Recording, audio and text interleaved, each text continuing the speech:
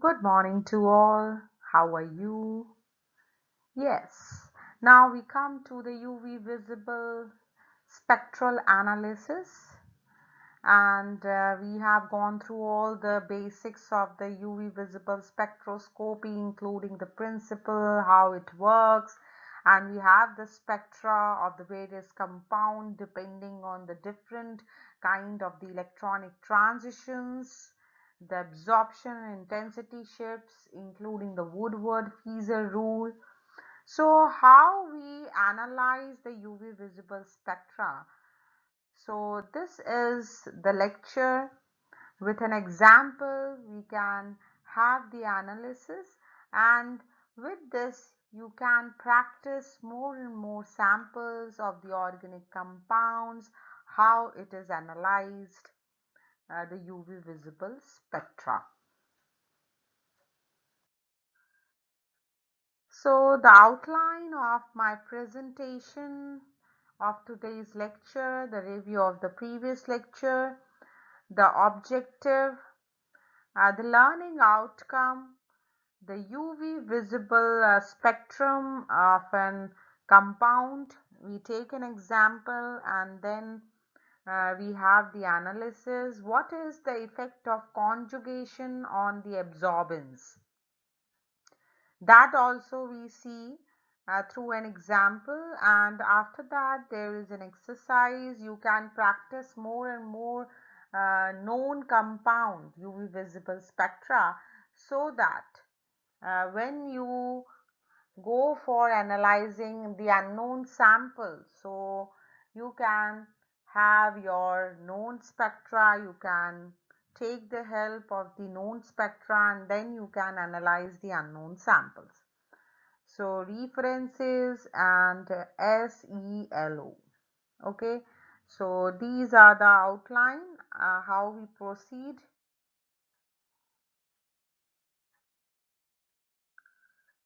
So in the previous lecture we have learned the wavelength maximum determination by the Woodward-Fieser rule. We have learned for the conjugated dienes, that polyenes, the alpha beta unsaturated carbonyl compounds, and the aromatic compounds.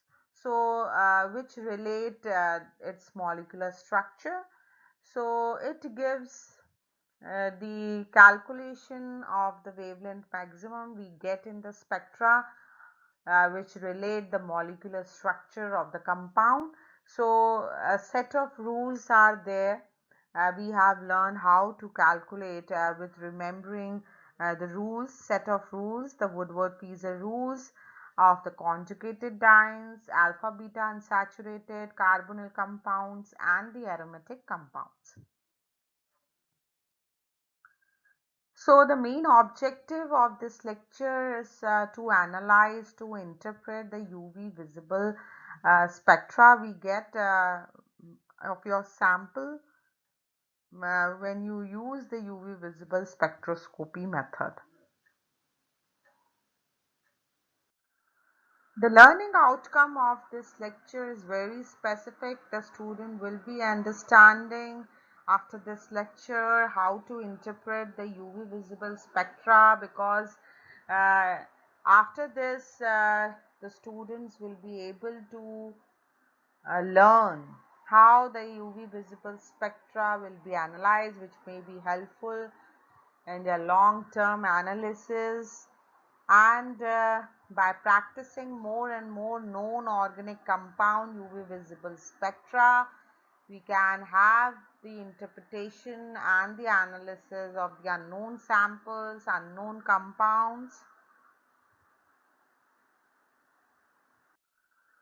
So here is the UV visible spectrum of buta-1,3-diene.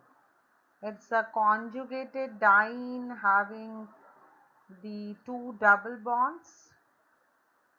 So if you just see here, we have the on the vertical axis we have the absorbance. Okay, that is the representation you have learned of the UV visible spectra. We have on the vertical axis the absorbance, and On the x-axis we have the wavelength in nanometers. So we are getting this is the maximum wavelength which is absorbing here. You can see here this can be joined up to get the lambda max. So it is we are getting the lambda max, the maximum wavelength which is absorbed, that is 217 nanometers. Understood. So what is the structure of the 1,3-butadiene? If you make the structure, we have the buta means 4 carbon atoms. Okay, we have the 4 carbon atoms and we have the 2 double bonds. So here is one and the second one is there. There is no non-bonding electron present in the buta 1,3-diene, yes or no? Yes, no lone pair of the electrons or the non-bonded electrons are there in the 1,3-butadiene. Yeah, we are having the pi electrons. So the pi to pi star, in this we have the electronic transitions. Which kind of the electronic transitions we have? Pi to pi star. So due to this allowed transition, we are having this lambda max 217 nanometer. So because of pi to pi star, which is required the less energy, and 217 nanometer lies in the UV region or the visible region. Yes, 217 nanometer lies in UV region. Yes, it lies in UV region. Means the 1,3-butadiene is colorless compound because it is not absorbing the visible. If it is absorbing the visible range of the radiation, often the complementary color would be reflected to give the color of the compound, but it is colorless because it is absorbing the UV range of the radiation, as the lambda max 217 lies in UV region. And because of this transition, it is getting here 217 nanometers. So if the compound buta 1,3-diene is there in the sample, its spectra is like this. If 1,3-butadiene is there, its lambda max we get 217 nanometer. So we can easily recognize and identify, because due to the pi to pi star transition, we are getting this 217 lambda max. We get one strong peak here. Understood? So because of pi electrons, because of having two double bond, we have 217 nanometer. If we talk about the ethylene is having one double bond, and butadiene, and then we have uh, pentene, more carbon atoms, then we have more conjugation. So it goes on. If lying the more double bonds in the conjugation, there occurs the shifting. And you know what type of shifting occurs in the lambda max. We all know, we have learned the shifting towards the longer wavelength, that is the bathochromic, and towards the shorter, if it is goes on shifting, that is the hypsochromic. So that kind of shifting occurs with the increase in the conjugation. So you can have the spectra of the buta 1,3-diene. You can better understand which transition is responsible for giving out this lambda max. Okay, so we can identify the 1,3-butadiene by this known spectra. If it is there, we have this peak. So a simple UV visible absorption spectra you have seen and that is of the absorbance versus the wavelength, and it's just a measure of a amount of the light which is absorbed, and higher the value, more of a particular wavelength is being absorbed. So on the vertical axis it is always the absorbance, and it is taken, and here on the x-axis we have the wavelength. So we are getting the peak, strong peak at 217 nanometer, and this is of the ultraviolet. I have said there would be no visible sign, so it is colorless. As I told you, because this is the lambda max is in UV range, and the absorption is taking place in UV range, not in the visible range. That's why the buta 1,3-diene is colorless. You can relate why the buta 1,3-diene is colorless. Understood? So we always have the colored compounds. Why they are colored? Because they are showing the absorption in the visible range of the radiation. In buta 1,3-diene, this is the structure. There are no non-bonding electron. Yes, that means that only the electron jump taking place from pi to pi antibonding, because this is the lambda peak we are getting, the wavelength maximum. It is the peak due to the pi to pi star transition. Understood? So from pi bonding to pi anti-bonding, that is pi star, and due to that transition we are having this peak. So this is how we are analyzing a spectra. A simple spectra of V13-butadiene we have taken up, and we have seen it where the maximum wavelength absorbance we are getting the peak. According to that we are identifying the compound. So what reason we are getting the peak? It is because of transition, and we all know the UV visible spectra we are getting from the electronic transitions. So which kind of the electronic transition should be observed in the 1,3-butadiene? There are no non-bonding electrons. We are having the double bond, that is of pi electrons. So pi to pi star transition is the allowed transition by which we are getting the lambda max 270 nanometer absorption.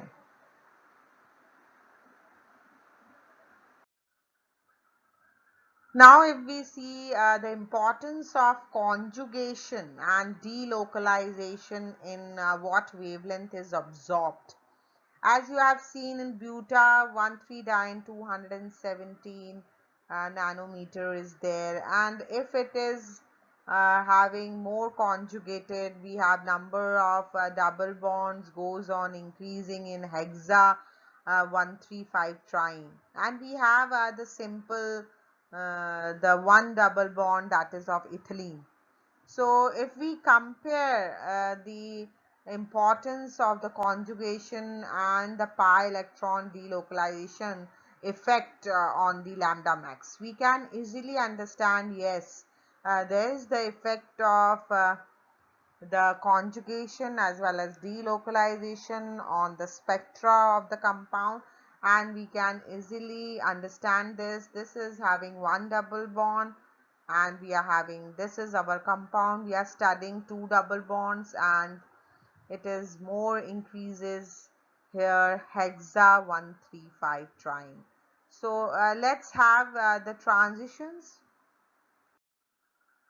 So if we compare the ethene with buta 1,3-diene, ethene is having 1 pi orbital.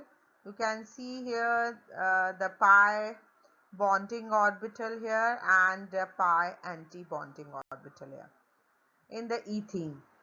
Understood? So only one pi bonding and anti-bonding orbital, and in buta 1,3-diene we have 2 pi, because two double bonds are there, so 2 pi bonding and 2 pi anti-bonding orbitals are there.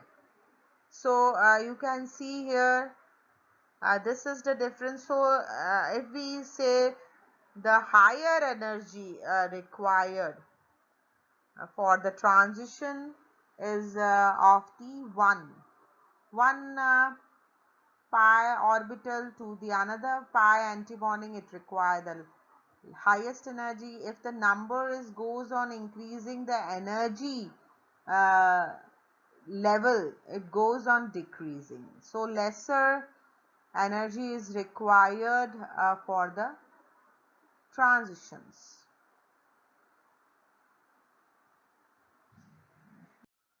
So here you can see all the three together. We have seen in the previous ethylene and buta 1,3-diene. Here you can have the conjugation. You can see here one double bond, one pi to pi antibonding in ethylene. Then we are having in buta 1,3-diene, we have two pi bonding and two pi antibonding. And in hexa 135, we have three pi bonding and pi antibonding. So as you see, the number of double bonds goes on increasing in the conjugation.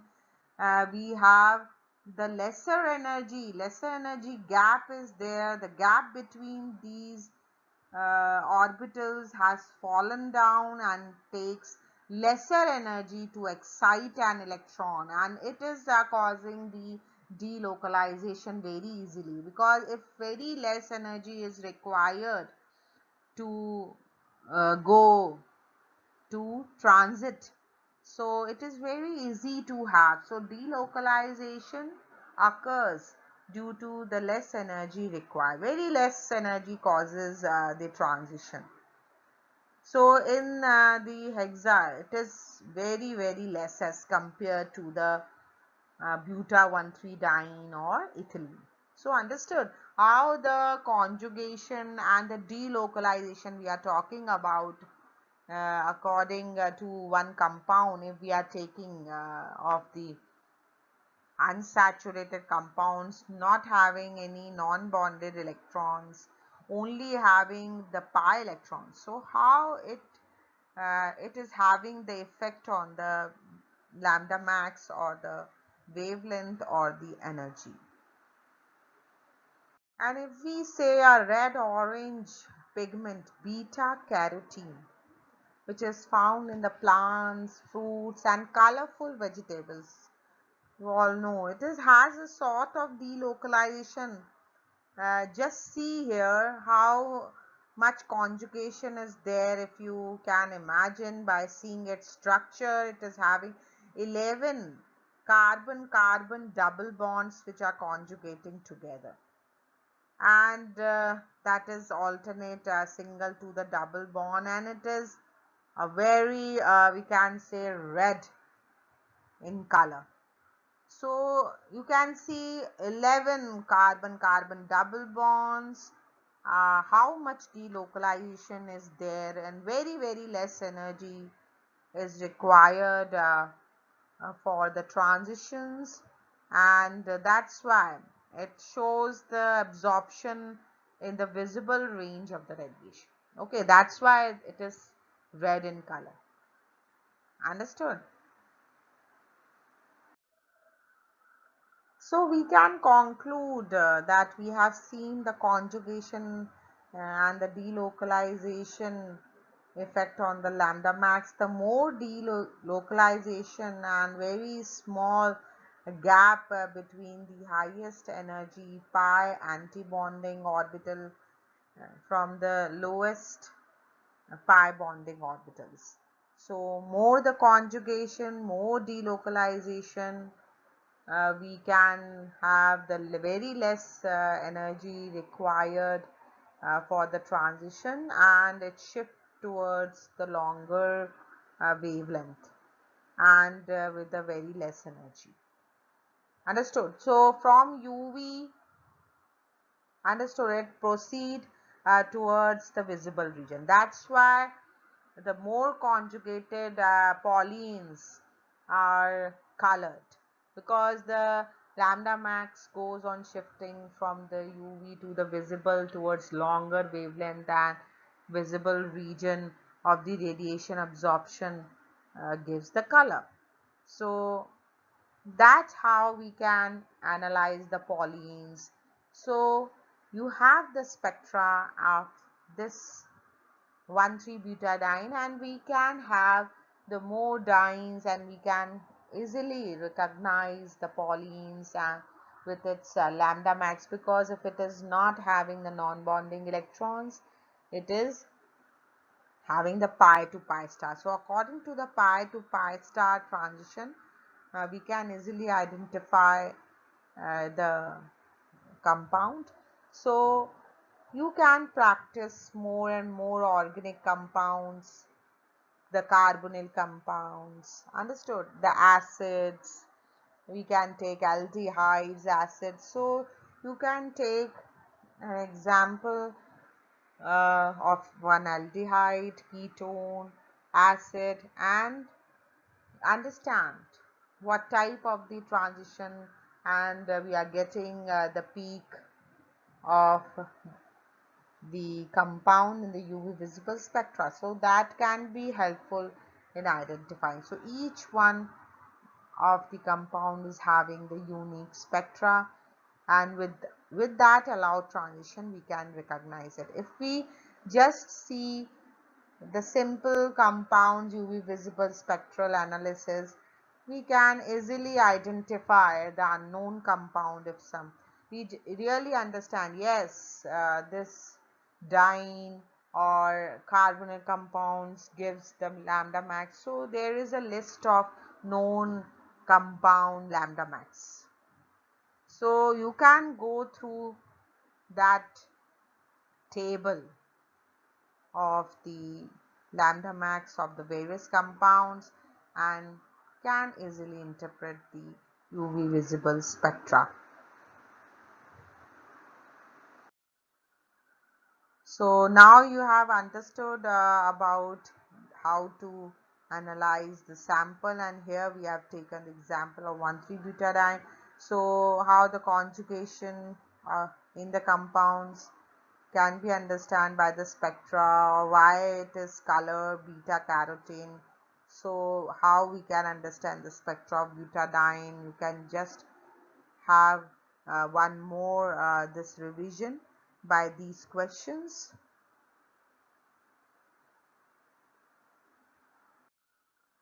These are the references of this topic. You can take the various examples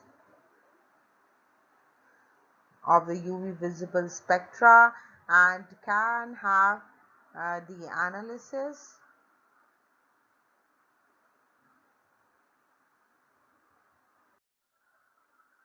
As the yellow of the topic, as now you are having the thinking skills to interpret the data or the compound with relate to its structure and what type of the electrons present in that compound.